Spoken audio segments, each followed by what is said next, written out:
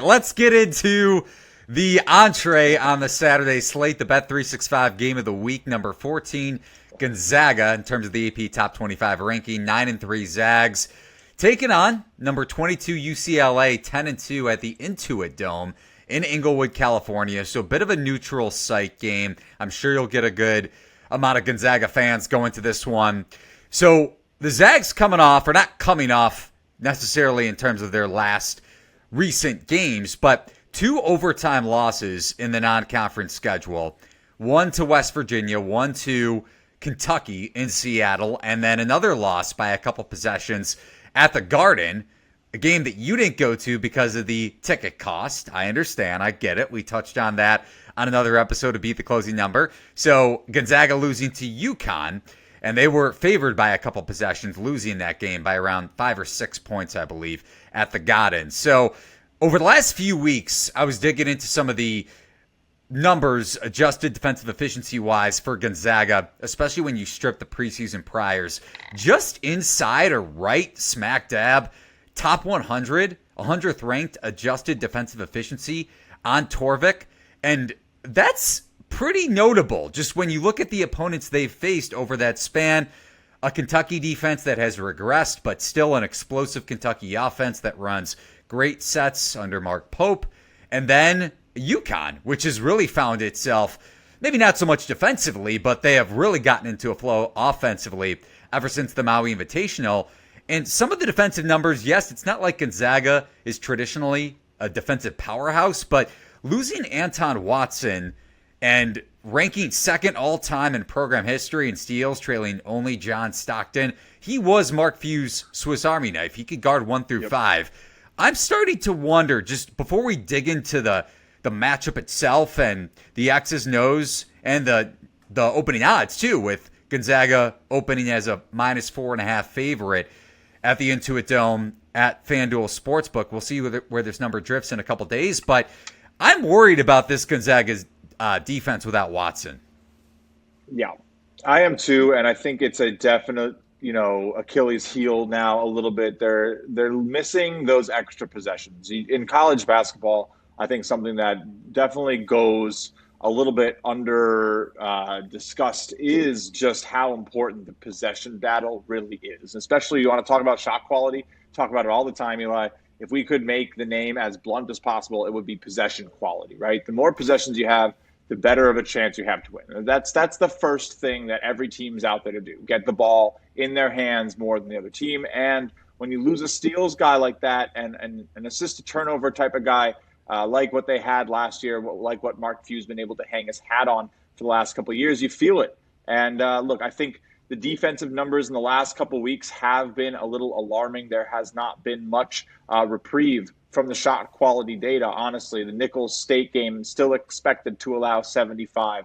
Connecticut expected to allow 85, actually. So a few less points in that game than expected. And even Bucknell getting to 67, that's a little concerning. I think years past, Gonzaga is maybe blowing past a Bucknell team like that by 30, 32, 35, even, rather than, just squeaking by a 21-point win, shot quality 23.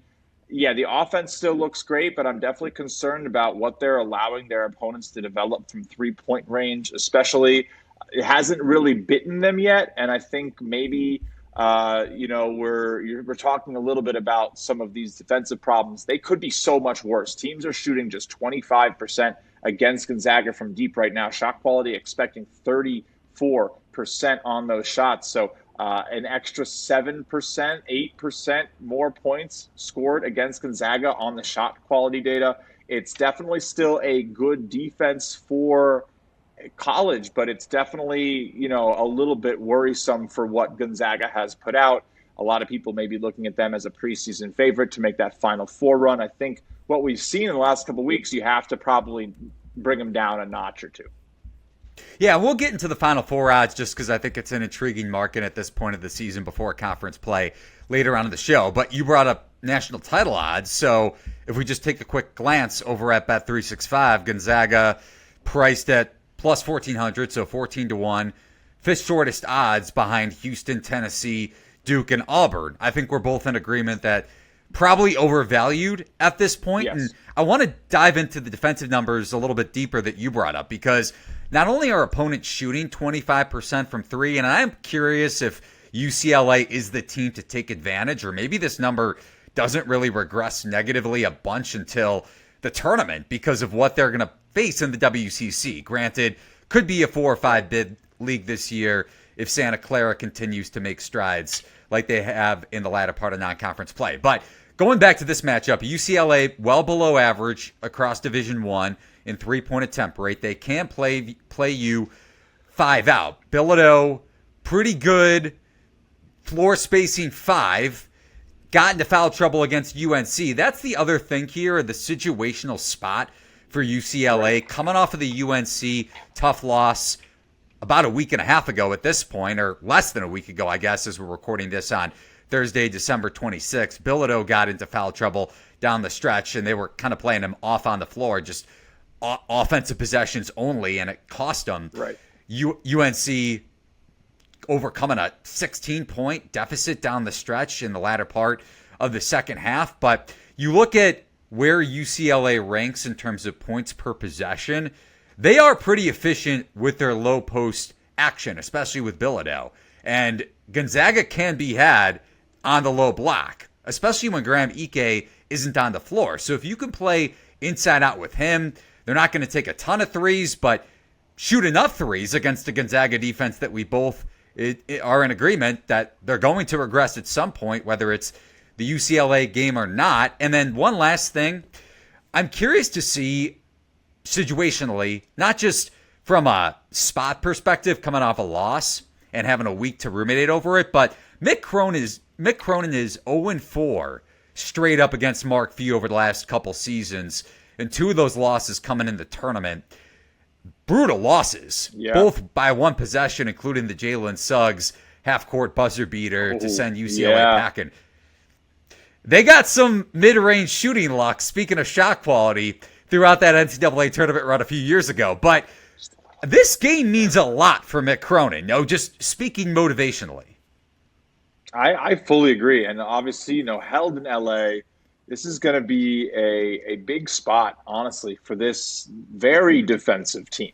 Talk about the inefficiencies that Gonzaga is dealing with defensively. You have to talk about the probably equal efficiencies that we're seeing with UCLA. The defense has been nothing short of highly impressive. Like, they can shut you down. They currently are the number 1 shot quality defense, and Gonzaga is the number 1 shot quality offense. So you're going to go see a treat, my friend. And this is a big test for what UCLA has been doing, because it's been impressive. They are definitely forcing turnovers at a very high rate, defending the rim exceptionally well, forcing you to take those mid-range shots. They're seeing 19% of their shots against them on defense are mid-range. It's a 45th highest rate in the league in terms of forcing those shots.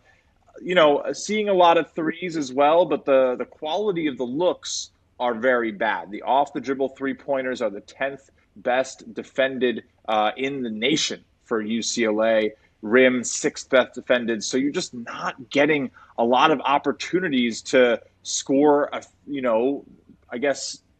repeatable, effective points against them, like viable up and down the floor. Like, the rim and 3 rate against them looks really good. The shot selection against them looks really good. When you take rim and 3 shots against them, less than 1 point per possession. So that's pretty tough to do from shots at the rim and at 3, which means you're shooting on average less than 33% from 3 and less than 50% at the rim against this team. Only 5 schools in the nation doing better at that. 2 schools in the nation doing better at that. So it's going to be interesting. It's going to probably come down to if Gonzaga can execute in the mid-range. And they've looked good. They are potent there, but they don't want to do it. So this is going to be who can kind of impose that stylistic will. Can Gonzaga get the shots from the rim and 3, and will UCLA effectively force them into the mid-range? Probably going to be a big factor in who walks away victorious. Yeah, and you brought up the possession battle from the get-go, just from a broader lens, macro lens with Anton Watson not having him on the roster anymore, obviously graduating last year, and his defensive presence, especially when it came to generating extra possessions off of steals. So UCLA defensively, as you mentioned, not only number one in shot quality defense, but fourth rated adjusted defensive efficiency per Haslam metrics. The one area that I find, among many, interesting with the potential regression, and they already have an elite defense, as you hit on, we both touched on, but UCLA's opponents have a top 20 field goal percentage in transition, which is clearly what Gonzaga wants to do year over year under Mark Few. They want to play up tempo. Ryan Nembhard, whether it's in the mid-range himself, fairly decent mid-range shooter, or just getting to the rim and spacing the floor off of that. But per shot quality, UCLA allowing the seventh fewest shot quality points per possession. So do we see even more positive regression for a defense that grades out well, even though you look at the non-conference strength of schedule and say, okay, what's there outside of New Mexico? They do have a big road win at Oregon in Eugene. So it really depends, if you believe as a bettor, if UCLA is as good as the market says, or to an extent, if you think they're better than the market says, per the point spread, having them as a 4.5 point underdog as we record this here on a neutral court, that road win spoke volumes to me. And if they get some transition defense regression when it comes to limiting Gonzaga in transition and on fast break opportunities, and if Bilodeau is as effective as advertised against Ike and the rest of Gonzaga's bigs in the low post, and UCLA shoots enough threes, if Dylan Andrews starts to play back to last year's form, I think this point spread is a little bit big. So I'm probably going to wait to see how the market shifts around here over the next couple of days, just because we're recording this 2 days out of the game. But you hit on it. I'm going to this game. I can't wait to see it in person. But lean UCLA for me. I just kind of want to see where the market moves. Yeah, I think, the only hesitation I have with, I guess, maybe resting my hat on the Oregon win at all is, they shot, 12 of 23 from deep in that game. So, yeah, look, if UCLA can shoot like that any night, I don't know if they lose. They are that team. Oregon played a great game, though, so don't get me wrong. I actually do really like that Oregon team, so I did respect that win a lot. That was a good win, right? Like, you look at that as a team, like, that's manufactured, that's coaching. But, if it's just shooting, I probably take Oregon the next time they go in there regardless. Sure. So, yeah, right. Of course, that's what we do. But look, this UCLA team has been doing what I think you need to do. They've played Arizona and North Carolina since. This is probably the game they've had circled on the calendar all season long. Nebraska, Michigan, Maryland, the entry into Big Ten coming up after this. So it's going to, yeah. And that Nebraska game, I don't want to this game isn't a must-win per se for UCLA, but that is a tough spot at Nebraska in Lincoln, a pretty good Nebraska team as we saw in the Diamond Head Classic. So you could be on the verge of losing 3 straight if you lose this game. And then you got to go, yeah. Then you got to play Michigan at home, which is no like promise either, right? And then you're on to Maryland and Rutgers. So you could there's a small chance you drop in 4 of 5. This is a big game. This is a really interesting stretch for this UCLA team. They'll get it. It'll get a little bit easier with Iowa coming to town. But I don't know. I know people are against the Big Ten, but I think these teams being added in makes it fascinating, just from the pure basketball standpoint. Obviously, I understand, what are we doing geographically? But if they were located, off of the Great Lakes, it'd be phenomenal. But nonetheless, from a pure basketball standpoint, I do think it's going to be fun. But this is a big game. I would not be shocked to see UCLA do it. I'm not running to place a bet. Numbers for shot quality definitely lean Gonzaga, but we're so enamored by the offense, and I see how good UCLA's defense is. This is probably when I'm looking to live bet to kind of gain some extra data, see who's really, actually succeeding in that battle in the first 8 to 12 minutes. and expecting that, what we can collect from that first third to be more profitable to bet on than what we're doing right now in the pregame market. No, that makes sense. I'm likely going to be on UCLA. Just kind of want to see where the market goes. You can find my bet in our Discord channel. Link is over at thelines.com in the top right-hand corner. It's free. And you could also find my betting guide at thelines.com. This could go up, to your point. The market has been high on Gonzaga all year round, probably with the exception of the UConn game, just with UConn closed as a 2.5-point, quote-unquote, home dog at the Garden, and that opened 4.5. So we did see the market come crashing in. This game is probably, what would you say, maybe 60-40 Zags fans? I think Gonzaga fans could outnumber UCLA fans. I don't know how many UCLA fans are going to show up to this game, to be honest. It's the same problem we have here in New York, right? It's just that, it's the transplant fan and the show out spot for teams who are going to, one of the American metropolises like the Garden. And honestly, let's give a tip of the cap to what the Intuit Dome looks like. You're going to have a great time. That is one of the premier sporting experiences right now in the world. You're going to walk in and there's going to be that halo screen. I mean, you got to think the players are going to feel it and want to show out too. It's LA. And we know LA sports teams don't necessarily do great. I feel like maybe UCLA could be a little bit of an exception. There is a lot of allegiance for UCLA, USC in downtown LA, whichever side you might be on. But the thing is, Spokane travels. That's just the bottom line. Like, that is such a big basketball school, not a bad drive at all down the coast.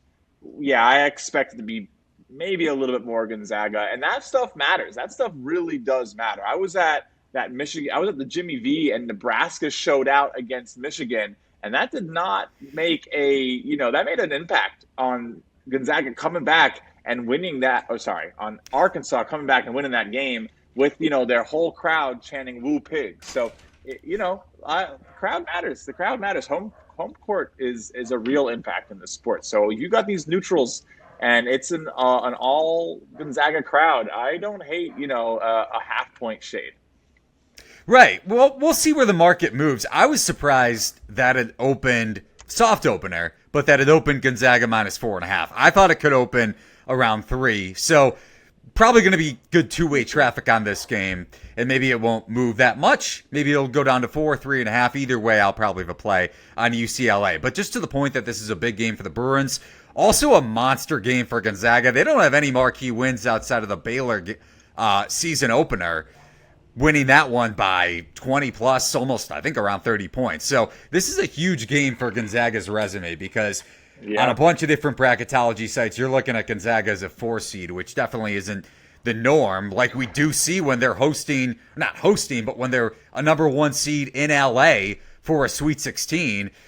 They're a ways off from that, from getting a higher seed in the tournament, and we'll see how UCLA finishes out the year. But a win for the Zags could be big for their NCAA tournament seeding.